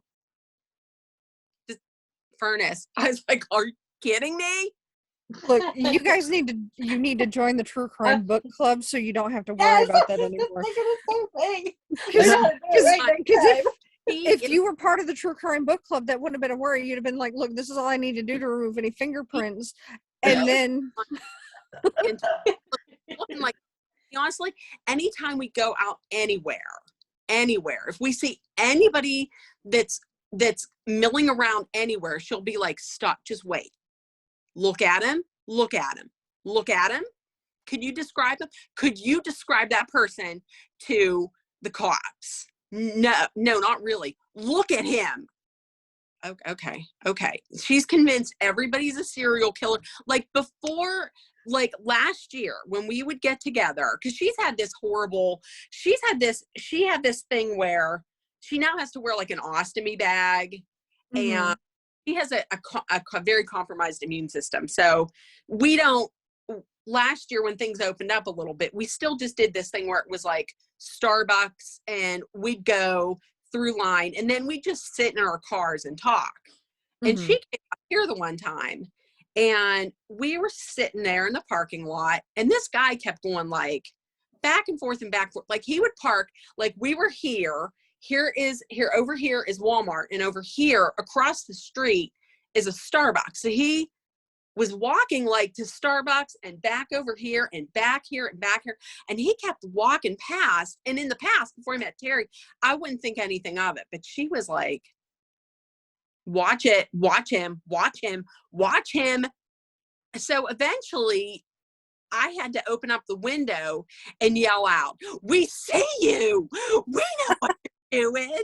We see you. He looked at me like I was fucking insane. Like he looked at me like, the fuck are you talking about? No, he was afraid you were going to attack him. Yeah, right. Right in the eye, and I was like, I see you. We see you. He's like, okay. He was like, I had to dial that down a bit. I don't know that I would do that. I was like, okay, that's you. Now, anytime there's anything suspicious. Now, listen, now this doesn't even have to do with suspicious stuff. I'm going to tell you, this is maybe my favorite story of Terry. I'm going to tell you, me and her the one time, we go to Wendy's. We're standing there, guys on the other side of the counter, right next to his head is this sign that says, ask us about how you get a free junior Wendy, a free Frosty. Okay, pay $1, get this thing that you put on your keychain, right? Yeah, the keychain they have every year. Yeah. So it's right by his head. It's right here. He's here. Here's his head. Here it is in English. It's in English, let me just tell you. And he works there. So Terry goes up and says, I would like to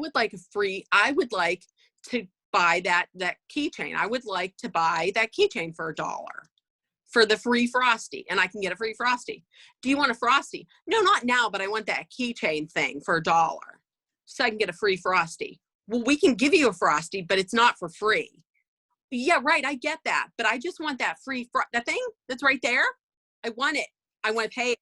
I want to pay $1, and we give you $1, and I want to pay it.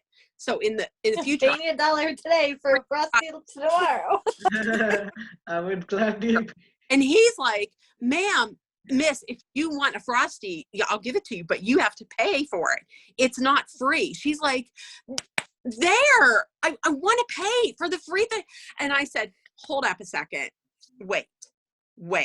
Because I could see where it was going. And I said, hold on, wait. I'm going to step in. I said, excuse me, I'm going to step in. I speak jive. So I'm going to step in. I speak jive, apparently, and I can translate. Listen, what she wants is she just wants to buy that thing that's next to your head where you pay, and then you get a keychain thing and you put it on there. And he says, oh, why didn't she just say that? And Terry was like, Terry was like, are you fucking kidding me? That's insane. Seriously, I had to speak it. I literally said out loud, I speak jive. And then he understood. And I was like, Terry was like, I speak perfectly. I enunciate. And it reminded me of that scene in Airplane where they're like the woman where the black lady's talking, the lady comes in and she says, excuse me, I speak jive. As soon as that ended, as soon as I come in and I said, I speak jive, Terry started busting out laughing. She's like, I don't know if it's gonna help. I don't know if it's gonna help, and I was like, that thing's next to your head? No, she wants that. She's gonna pay for it. She wants that thing that's next to your head. Oh, well, why didn't she say that? I was like, are you kidding me? She said that. Like 8 times. I was here. Oh You're every go any place. It's ridiculous.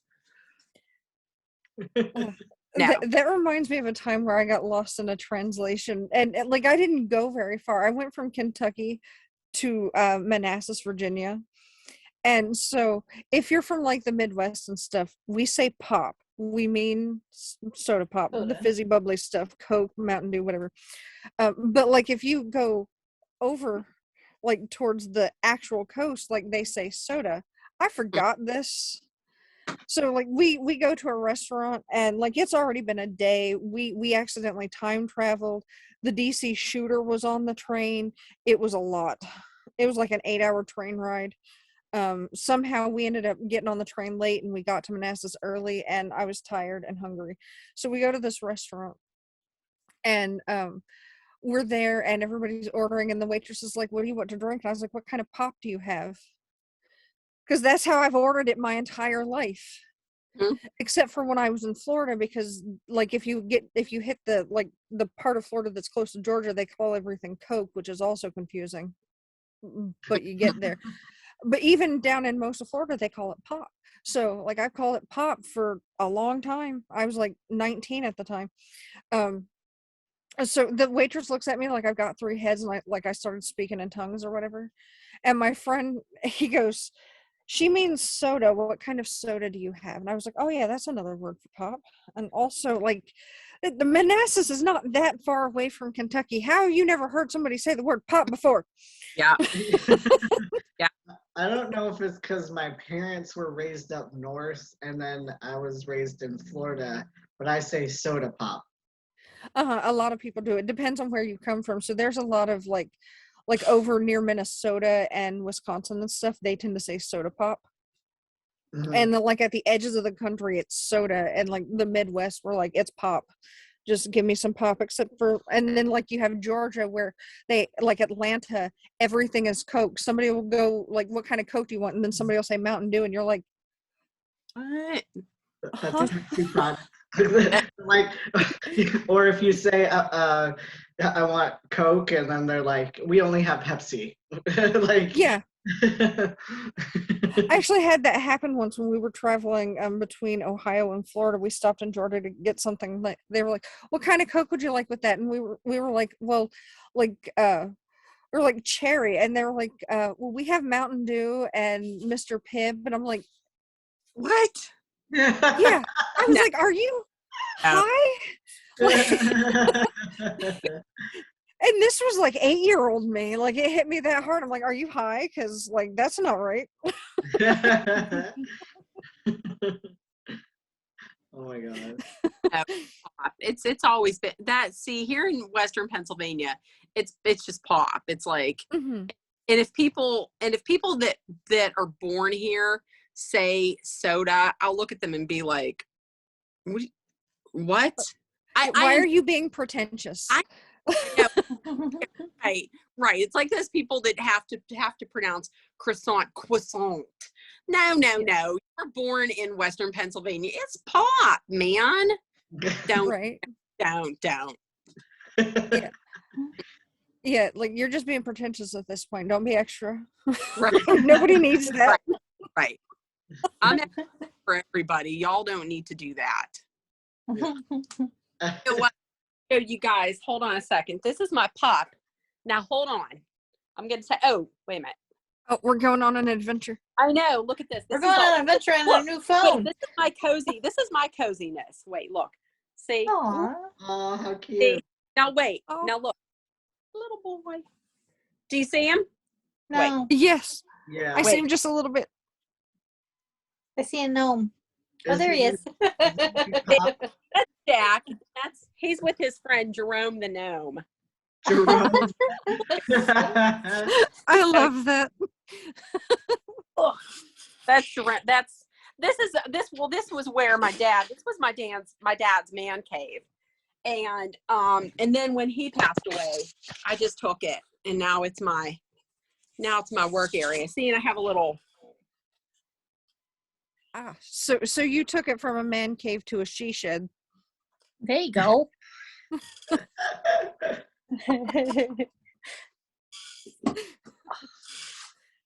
Oh, your audio's muted. You muted yourself. How There's a did you button on do the that? Press the little microphone button somewhere.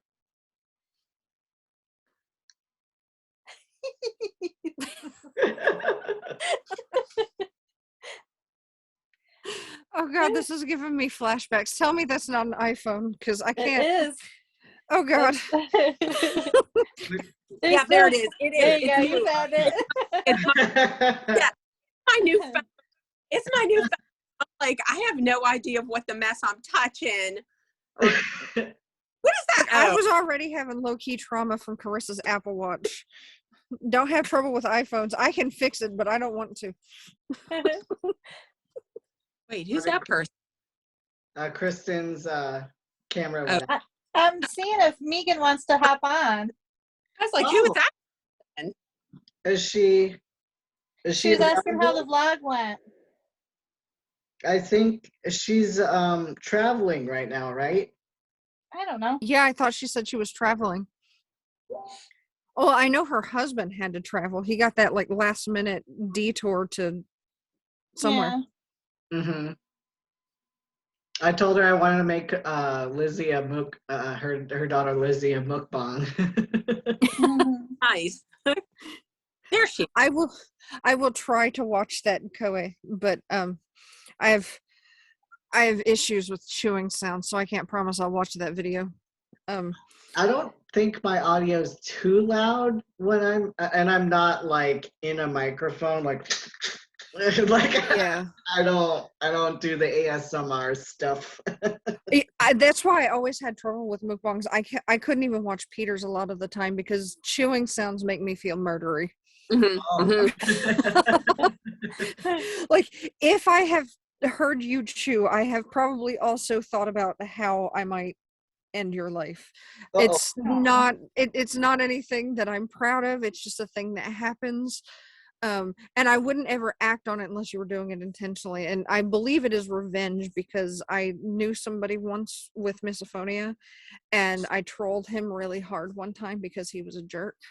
And then I developed misophonia years later, and I think that's what we call karma. To be honest, like as like the past like year or so, I can't focus on two things at the same time, audio wise. Like if my brother was trying to talk to me while he was playing music, and I was like, could you pause the music and then talk to me? Like I can't hear you. Like it's like I can't process it at the same time. Yeah, it's like overload, sensory overload. I'm kind of like that a lot too. Like I always have sound. Like my ears feel weird if I don't have headphones or earbuds in them. Mm-hmm. Because I use earbuds and noise canceling headphones to mute the sound of out there. Yeah, I have to wear like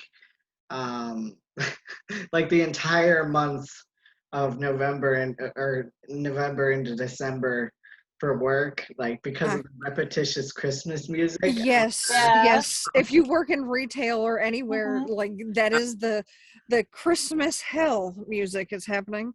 I couldn't focus on anything else. Yes. The grocery store I used to work in was always hell because it was either they would play the same 7 Taylor Swift songs or Yep. Christmas music. Mm-hmm.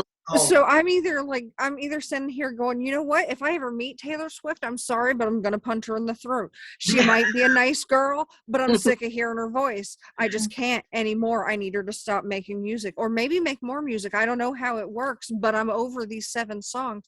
And then it would be the Christmas music, and I'm like, look, I used to love Rudolph the Red-Nosed Reindeer, but if he could just like trip and break his little nose light bulb or something, it would be great.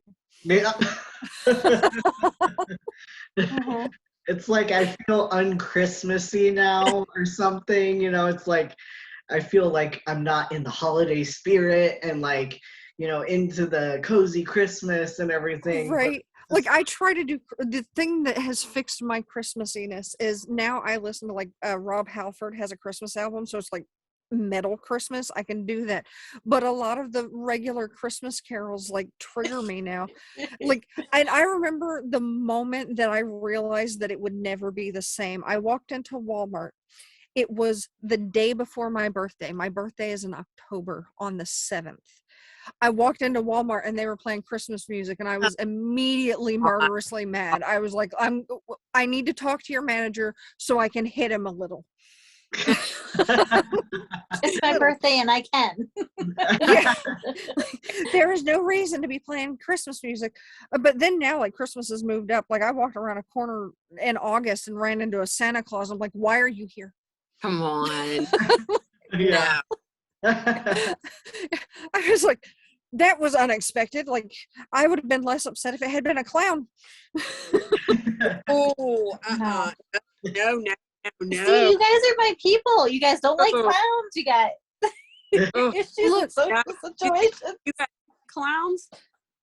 Oh, Like, no. I am okay with clowns in situation where clowns are supposed to be. If we're at a circus and I see a clown, I'm okay with that.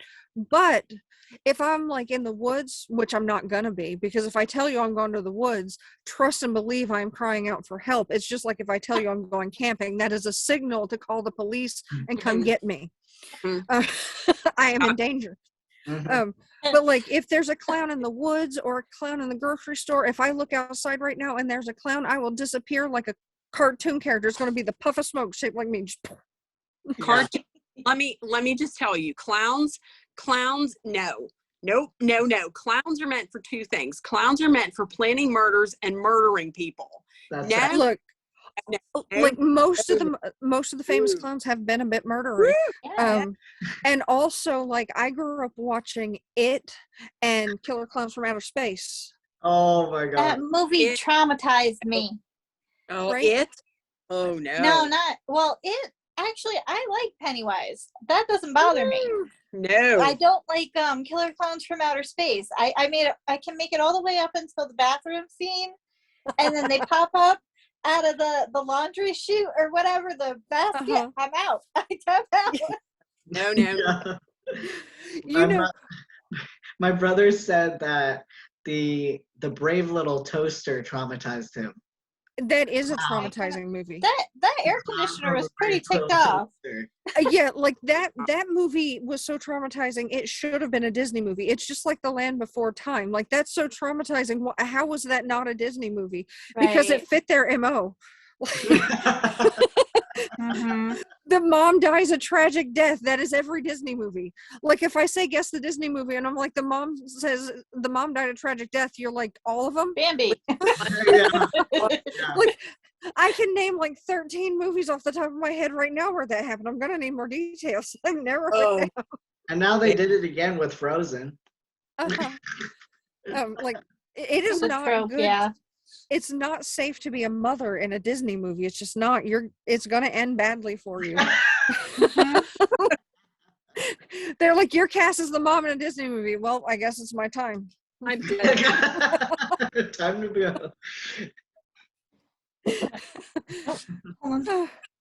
But yeah, like one of my favorite stories though about It is the reason Tim Curry decided to play It. So Tim Curry is terrified of clowns. Really? Yes, to the point that he had it in his contract that no one was allowed to have a mirror on set when he was in makeup. Oh wow. And so Really? there was an interview where he was talking about how he was afraid of clowns and they said, if you're afraid of clowns, why did you sign up to be a clown, especially a scary demon clown? And he was like, because it was the scariest thing I could think of. Uh-huh. And I I was did that like, for you know what? Halloween.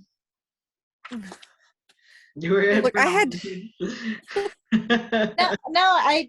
I'm terrified of clowns, and I finally found out the reason why through therapy. I woke up, the Barnum Bailey Circus was in the hospital when I had my first open heart surgery. Oh. And I woke up to a clown in my room. Oh. And I've been saying this for years. I'm like, there was a clown in my room. And they're like, no. I said, the same clown was at the circus when we went to the circus because they gave all the families free tickets. Mhm. And no. And then we went to a fair, and I remember punching a clown because they just find me. I have that energy. They're like, I can mess with this girl. So I was like, They're like, 8 they can years smell old. your fear. Yes. They're like, this one's afraid of me. Yeah, so I was like 8 years old, and this guy got in my face, and I popped him, and we got kicked out of the circus and the fair. You But deserve I've it. been telling these stories since I was little, and everybody's like, Chris, you're just exaggerating. I was like, I swear to God. So I was talking to my dad not too long ago, and he was like, do you remember punching the clown when you were at the fair? I was like, where were you when I was telling these stories? Oh my gosh. So it's not like I'm afraid of clowns. I'm afraid that I'm going to hurt the person that is the clown Yeah. because I'm trying to protect myself from this situation where they're allowed to be in your personal space. It's one of the only professions where Yeah. they can just invade your space, and That's it's supposed to be funny. And whether you're pissed off or not, it's still comical to whoever's watching. Right. No, that's why Yeah. I won't go to those haunted houses, because I don't want nobody. Nope, don't you touch me. Mhm. Touch me, because I'm going to start swinging. You don't want this big girl swinging all this meat, because Mhm. all this. Right. Mhm. I will hit you and hurt you. I tell people all the time, especially like when I was working at the deli. I used to warn people, look, if you come up behind me, I need you to let me know you're there, because if you catch me by surprise, and heaven forbid you should touch me from behind, my knee-jerk reaction is I will hit you. Mhm. And because I'm warning you, I will not be sorry. I'm going to turn around, hit you, and then I'm like, what did we learn? Right? I told you. Mhm. Nope. You. And I actually had that come to fruition once when I worked in the deli. My manager used to like to come up and like goose people in the ribs, and like I was like, do not do this to me. Why are you I will touching hurt your employees? It's the South, and people touch each other. I don't know, it's weird. Oh my goodness. Like when you live in a certain part of the South, and you don't get this because you live in the North, and I grew up in the North, so I don't like it either. But like you can walk into a place. I walked into a physical therapy place, and I was like signing up for the appointment and stuff, and all of a sudden the lady that worked at the physical therapy place, one of the therapists, was like suddenly in my personal space, and she kept coming closer and closer and closer, and I was like, what are you doing? And then she was hugging me, and I was like, oh, we're doing this. And then I was like, all right, get off me. It's been 30 seconds. Do you ever count when people hug you that you don't know? You're like 1, 2, 3. 4, Yes, 5. yes, Okay. that's how I knew. Yeah, I'm like, it's 30 seconds, get off of me. And like, that's how people like pre-COVID, like people would greet you and they don't shake hands, they hug, especially when they're women. And I'm like, stop it. They still do that during COVID. They do. There's no such thing as 6 feet different distance. Right. They're like, I'm just spikier now, like so they I don't. literally like stretch my back leg out like Yeah. at the grocery store, so like they can't be too close to my cart. I'm just like, Right. I got a lot more goth as the pandemic progressed and people stopped doing the 6 feet away thing. Like I'm like all spiky. I've got my leather jacket and my hat. You gotta send us photos. No. Because I'm loving the hat. Mhm. Yeah, The Krampus hat was like this. fabulous, but that is also beautiful. Okay, you can actually see a lot of my hats if you go watch my older videos, because I think I have a video for all of the hats that I have. But if I don't, I will wear them in videos as I make them. I'm now afraid that to I'm not watch your Krampus older hats. videos because I'm gonna add more books. There is that. There's that. But yeah, I'll take some pictures because I've got some, but also like I said, I'll wear some in my videos because that's one of the things I do is wear my hats in my videos. Over the summer I had this shiny black hat that had spikes on the bill, so I was really spiky, and it helped with social distancing because I had a weapon. There you go. Come within 6 feet of me, I will wing this at you, I promise. It'll probably hurt. And at the beginning of the pandemic, I had a mask that had spikes too. I can't find any filters for it anymore, so I don't wear it anymore. So I got really spiky, but people are like really touchy here. It's insane, and I don't like it. People hug you all the time, and I'm like, why are you touching me? I hate it. Yeah, they think it's like Southern hospitality, but Yeah. it's actually Yeah. I'm gonna the only people, here's the only way that you can come up and touch me from behind. Number one, if you're one of these people, obviously Paul Rudd. Number two, the Hemsworth. Either All one. of them? Chris All of the three Liam, brothers. or three of them. Are there three? Yeah, Okay. there's there's three. the older One brother, of them's not there's- famous. I'm sure Right. third. There's Chris and then there's Liam. So Yeah. if you're that's fine. If you're Jason Momoa, cool. Please do. We can do that. Please. I'll be just down. Right. Now, then Magic Mike, who played Big Dick Rick, or what was his name? Yeah. Oh my gosh. Joe, yeah. One I of can't those. ever say his last name, but yeah. Hello, any one of those, please. Otherwise, please leave me alone, please. So there's literally one creature on this planet that can touch me without warning. It is my cat. And that's one of the reasons May says she's my familiar, because like she can touch me when I'm asleep, it's fine. She can touch me without warning, it's fine. She very rarely spooks me. And like I never react violently to her even when she does spook me. But like what I did to my manager, I was getting into the meat cooler because somebody had ordered Conn's bologna, which is my most dreaded deli meat. And my most dreaded non-messy deli meat. So I had to get a new log of it, and these logs are like 10-15 pounds. So I had it in the olives in it. No, it's just regular okay. bologna. You're thinking of either olive loaf or luncheon Yes. loaf. Okay. I hate that stuff too because it stinks and it's messy. But I had this whole log of Conn's bologna in my arms, and she comes up behind me and she gooses me, and my knee-jerk reaction was I elbowed her. Oh, I thought you were going to say you hit her with the bologna. I'm like, wait for it. No. And she's lucky that I didn't, because my carpal tunnel wouldn't let me grip the bologna in a way to bludgeon somebody with it. But I elbowed her with the full weight of the bologna in my arms. And it's a tight space. And so she went back onto the meat slicer, which lucky for her was not running. So she just like fell over the meat slicer. Oh my gosh.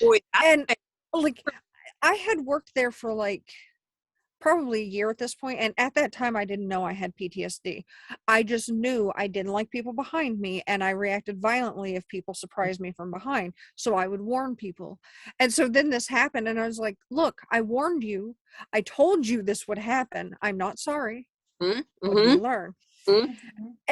And finally after that happened, I became like the warning label on the deli. Like whenever we get a new employee, they'd be like, this is Trish, let her know if you are behind her. She will murder you. Like to the point there was this one little girl that came to work, and she was like maybe 18, and they made her terrified of me. So one night I'm cleaning in the kitchen and it's full on country music, so I've got my earbuds in and I'm cleaning the grill, and she comes up behind me and she spooked me. I saw her, but that's what spooked me. I caught her out of the corner of my eye, and just as she started to talk, I jumped and I turned around. She's like, please don't hit me, please don't hit me. I was like, it's not like that. Like, it's not like that. I'm not going to just snap and murder you. It's like there are rules, but I'm not randomly violent. It's not like that. But like the whole time she was like, I'm sorry, I didn't mean to scare you, please don't be mad at me. Okay.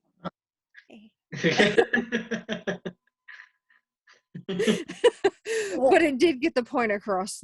Like nobody, like people made a point and be like, hey Trish, I'm over here, I'm coming behind you, we're good. Yeah. So it turned out what I really needed to do was step in and like go at the manager from day one, and then it would have been fine. Now I know if I ever should happen to work in person with people again, I just take out the manager, and then it'll be fine. Yeah. You go for the biggest guy in the room, you take him out, and everybody respects you. It's like prison rules, I guess. Oh, wow. my manager's the skinny little lady. Oh gosh. Imagine me like football. Tackling. Maybe don't football tackle your manager. No. She's a sweetheart. I'm an awesome manager. I'm very blessed. There is a reason that I remind myself on a regular basis that prison is inconvenient for my life plans, because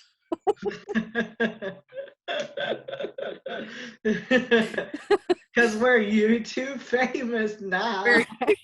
Right? Yeah. Hey guys, I'm gonna head out right now. All right, Debbie. Thank you so Bye. much for coming. I loved it. I loved it. bye, Debbie. Have a good day and happy. I was almost getting ready to say Merry Christmas. What? Happy New Year. Close enough. New Year. This year got to be better than these last two. Please. Hopefully. Fingers crossed. And they Look, took. What else are they gonna do? So, all right, guys. Right. Yeah, I'm gonna head out too. I gotta start cooking. All right. Oh, I guess we'll end it here. Okay. Oh, geez, All right. as I'm knocking things down. Guys, thank you so much. Don't tear your house down. I hit my Bye. elbow on Happy this New one Year. area like a few times. I keep knocking into it. Thank you, This guys. is fun. I Alright. think we should do this once a month. Oh, that would We be definitely awesome. should. Yeah. Okay. Hell All yeah. right. I'll talk to you guys in the chat. All right. See ya. Bye. Bye. Thank you.